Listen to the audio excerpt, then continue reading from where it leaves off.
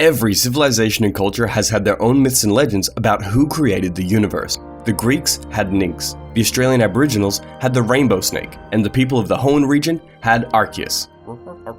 Wait, what? That's a Pokemon? Well, today, we're looking at the Chinese myth about a hairy man who created not only the universe, but life as we know it. Introducing Pangu. Shall we begin?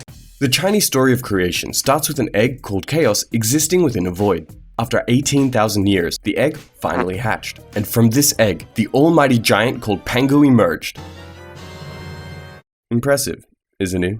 Now, there are a few variations of the story, so I'm just going to use the one that is easiest to understand. After the egg cracked, the lighter half became yin, and the heavier part, which later became the earth, was called yang. In order to separate yin from yang, Pangu lifted the lighter eggshell, and it became the sky.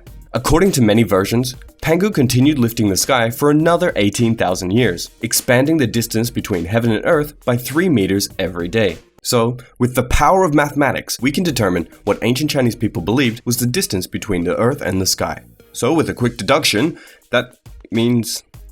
Hang on. God, I'm seriously terrible. Aha! That means that Pangu lifted the sky about 19,710 kilometers high, which is honestly not that high, really. The Earth itself has a circumference of around 40,000 kilometers, and the distance from the Earth to the Moon is about 363,000 kilometers. While he didn't actually get that far, he did at least manage to get past the Earth's atmosphere. So, that's good.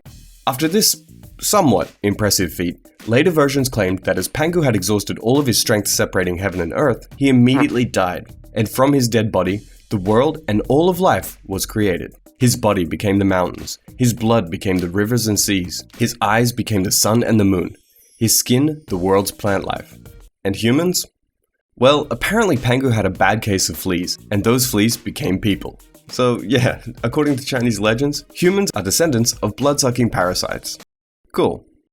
And that's basically the whole story. The first recorded version of it came about during the Three Kingdoms period, in a collection of ethnic folk stories called San Wu Li Ji. This means that the story is relatively young for a creation myth, though many scholars claim that it was passed around orally long before it was ever written. Other versions of the story say that Pangu separated heaven and earth with an axe, and another claims that Pangu was a rice farmer who married the daughter of a dragon king. The most interesting thing about this myth is the debate over where it came from. Many argue that it originally came from either India, the Central Plains, or from southern China. Recently, the most prominent theory is that the story of Pangu originated with the Miao people, a Chinese ethnic minority group who originally lived in China's Central Plains before migrating south. To this day, despite not being widely talked about, it is still held in respect in China.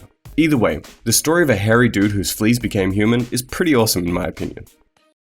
So, thank you so much for watching another one of my videos. If you'd like to see more stories about Chinese myths, why not check out this one on how to survive a Chinese zombie apocalypse. As always, thank you so much for watching. I'm WooKong, and goodbye.